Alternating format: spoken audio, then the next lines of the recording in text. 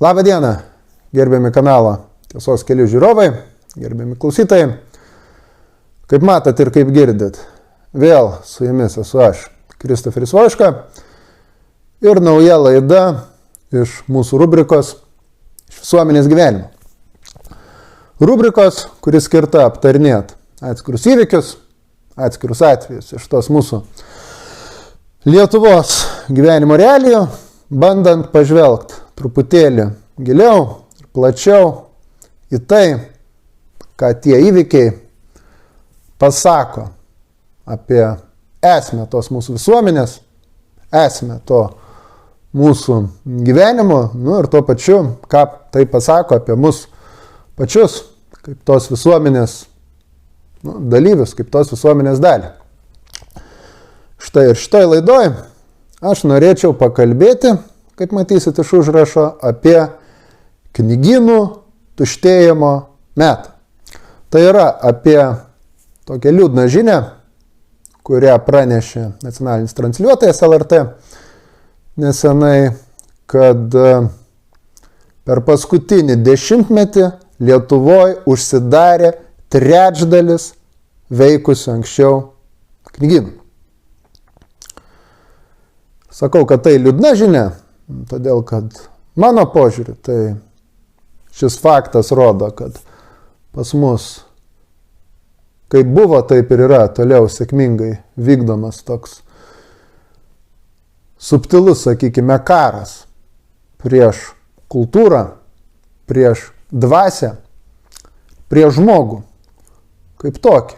Tiek, kiek žmogus yra mąstanti, aktyvi, kūrybiška būtybė, o ne tik pasyvus, rinkoje dalyvaujantis, dirbantis, perkantis ir, aišku, mirštantis vartotojas.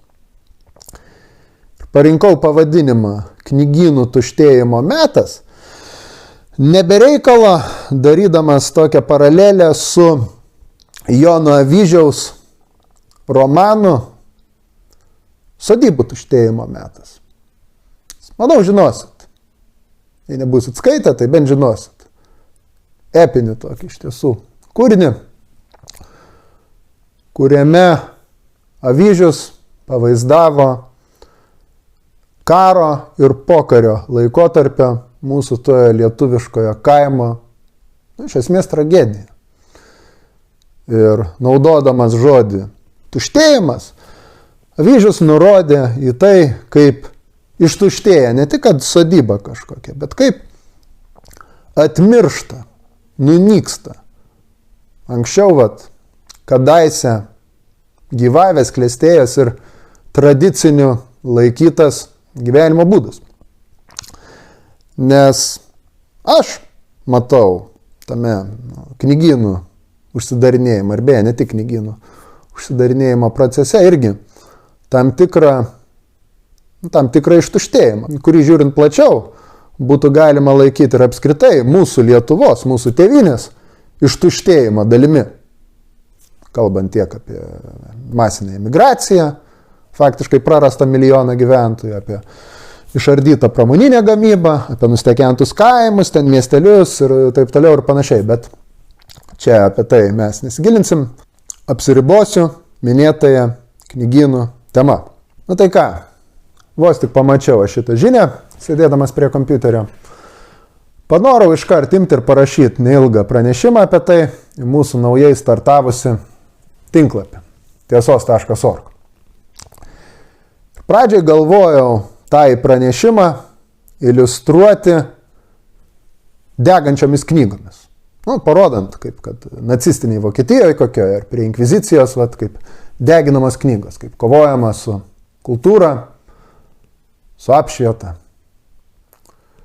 Bet pasitarę su vienu kolega, stipriai tuo suabejojau. Todėl, kad iš esmės kalbant apie knygynų ir būtent knygynų užsidarinėjimą, tai faktoriai yra du.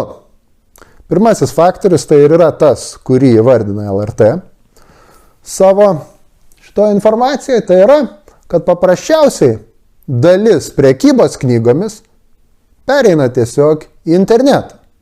ar ten seną LT, kitus skelbimo puslapius ar visokias internetinės parduotuvėlės, kur, tu susirašai, susimoki už tai, ką nori ir gauni tada pas save į namus paštu ar ten per paštomatą atsiminėjai. Tai be abejo, toks faktorius yra. Aš aišku galvoju apie kitą faktorių, kuris, manau, yra nemažiau svarbus. Tai yra apie tai, kad apskritai pas mus visuomenėje, tai yra ne tik Lietuvoje ir ne tik, kad čia Rytų Europoje, bet apskritai pasaulyje, kad mažėja skaitančių žmonių. Skaitančių tai yra, imančių realiai knygą, skaitančių ją nuo pradžios iki galo. Ir turiu omeny apskritai, tiesiog skaitančius knygas. Nesvarbu, ar fiziniam formate, kaip kad įprasta, ar elektroniniam formate, ar kad ir klausančius audio knygas. Bet būtent imančių ir skaitančių knygą nuo A iki Z. Aš manau, kad tokių žmonių labai ir labai mažėja. Ir tą pastebiu tiek pats, betarpiškai bendraudamas su žmonėm, tiek kalbėdamasis su pedagogais, dirbančiais ir mokyklose, ir kolegijose, proftechuose, universitetuose pagaliau. Kad ir studentų vis mažiau, kurie gali imti ir sukoncentruoti savo dėmesį į ilgesnį tekstą ir, kad ir paklausyti kažką, kas trunka ilgiau nei 2-3 minutės. Tai yra rimta problema iš tikrųjų mūsų šioje visuomenėje. Bet reikalas yra tas, kad aš neturiu jokių skaičių. Aš neturiu jokių statistinių duomenų po ranka, kad galėčiau pasakyti, štai tais ir tais metais tiek ir tiek žmonių Lietuvoje skaitė, o dabar skaičius krito iki tokio ir ryšim su tuo, kad paklausa knygoms sumažėjo. Aš šito įrodyti niekaip negaliu. Čia yra grinai mano spėjimas, grinai mano tokia nuojauta ar intuicija, sakykime. Todėl aš susilaikiau nuo tokio iliustravimo ir apsiribojau tokiu neutralesniu variantu, kur tiesiog matom knygas, knygų lentynas, paprastam knyginė.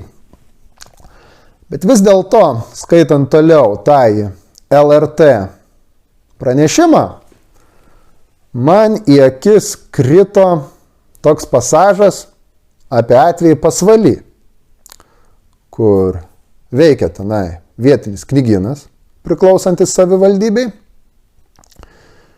Ir vietinė valdininkija ten skundžiasi, kad štai suprantat, tas knygynas, beje kaip ir praktiškai visi kiti provincija, yra nuostolingas. Nuostolingas tai yra, jis neneša pelną, jis neneša pinigų. Ir tas nuostolis yra įvardinamas kaip 4000 eurų per metus. Čia paimsim, paskaičiuosim per mėnesį, tai atsieina mažiau nei 400 eurų į mėnesį.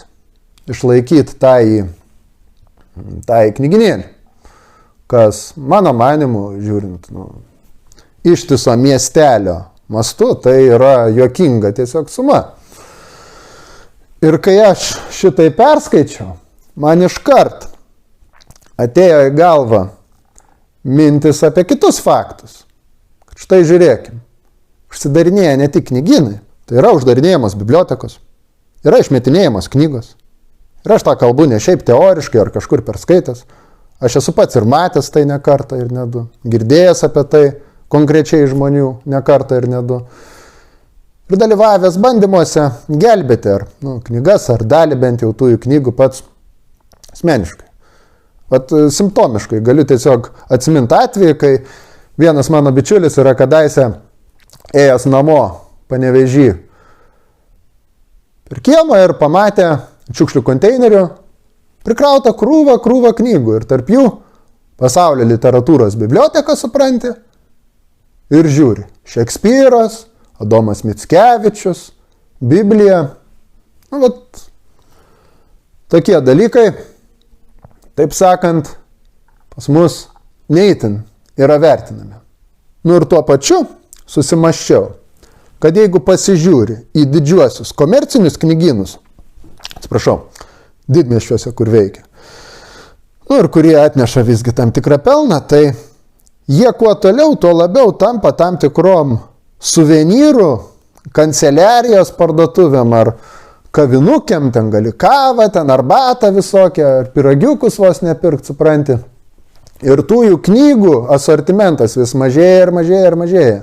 Vis skurdesnis ir skurdesnis darosi, sakykime, tas asortimentas. Nu ir visi šie faktai, jie nėra atsitiktiniai. Jie visi yra glaudžiai susiję. Ir jie visi yra labai iškalbingi. Todėl, kad jie visi yra simptomai. Simptomai tam tikros ligos, kurią aš įvardyčiau kaip kapitalizmo, kaip kapitalo ekspansiją į absoliučiai visas mūsų visuomenės gyvenimo sritis, į mūsų gyvenimo ląsteles. Tai yra absoliučiai viskas ir bet kas dabar yra pajungiama prekiniai piniginiai logikai. Tai yra, jeigu kažkas nekala tų pinigų, vadinasi, tai nieko verta, meti į šiukšlyną.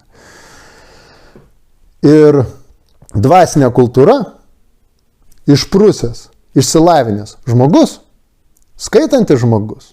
Ir kai sakau skaitantis, tai tikrai nekalbu apie visokią pop psichologiją, visokias ten verslo sėkmės formulės, visokias ten sektas, pseudodvasingumus, šarlatanus ir pigius romaniukščius. Aš kalbu apie mokslinę literatūrą, istorinę literatūrą, politinę literatūrą, nu ir kas be ko aš kalbu apie literatūros, tiek mūsų nacionalinis, tiek pasaulinis, apie literatūros klasiką. Vat skaitantis žmogus, tai yra blogas vartotojas.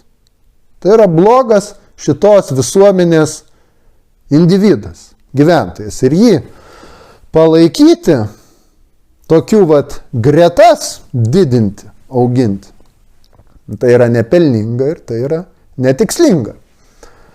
Ir todėl mes matome tą, ką matome. Ir man asmeniškai tai yra labai liūdna.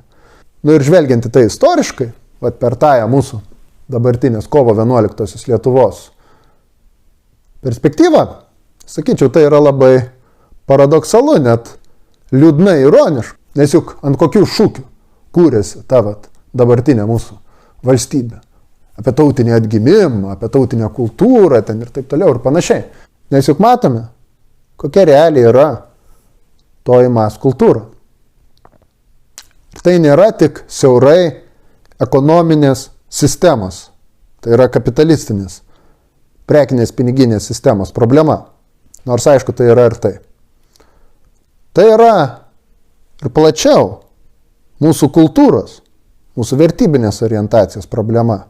Nes grįžtant į pasvalį, atsimenant tą į atvejį, tai te galime paklausti, ar gaila būtų tiem patiem valdininkėliam išmesti, kad ir daug didesnę sumą, ten ant kalėdų eglės kokios, ant pramogų kokių, ant kavinukių kokių atidarimo. Manau, atsakymą jūs patys puikiai žinote. Ir tas atsakymas, kurio aš tyčia nesakysiu, jis tąją vertybinę orientaciją, tąją kultūrą mum ir nusako. Na ir tai pasakius, belieka padaryti išvadas.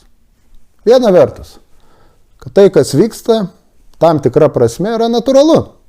Tai yra tiesiog visiškai nuosekli viešpataujančios sistemos, viešpataujančios santvarkos ir jos kultūrinės šitos, sakykime, matricos, jos raida.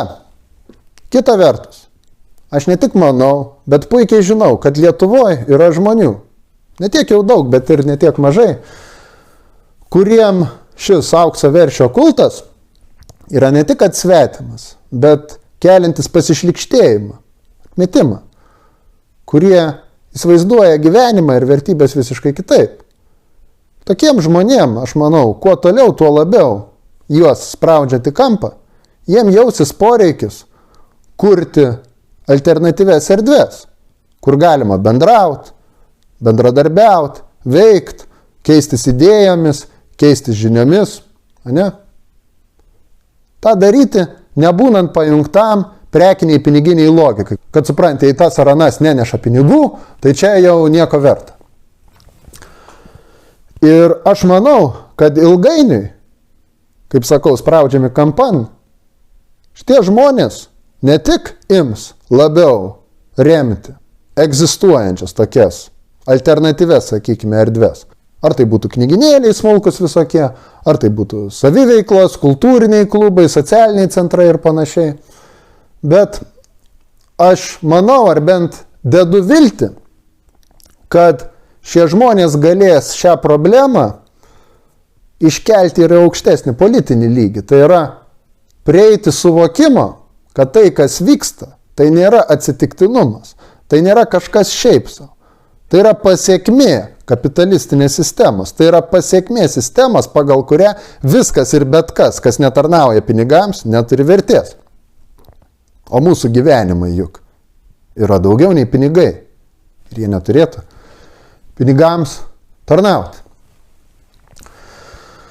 Tai štai toks pamokslas, taip sakant, tikiuosi jis nebuvo per daug niūrus ar nuobodus. Ar kaip visuomet, jeigu jum patiko šita laida, tai dėkit patiktukus, dalinkitės su draugais, su bendradarbiais, su savo bendramoksliais, su šeimos nariais, žodžiu, su visais. Jeigu jums čia jau labai patinka ir esat nusiteikęs aktyviai ir ryžtingai, tai susiekit su manim čia nurodomais kontaktais. Galime bendradarbiauti. Ar jeigu manat, kad mūsų veikla, mūsų darbas naudingas, bet bendradarbiauti ar negalit, ar tiesiog nenorit, neturit ūpo, tai nors paremkit finansiškai pagal čia žemiau nurodomus rekvizitus. Tai va, ačiū, kad žiūrit, ačiū, kad remiat ir iki kitų laidų. Sėkmės visiems.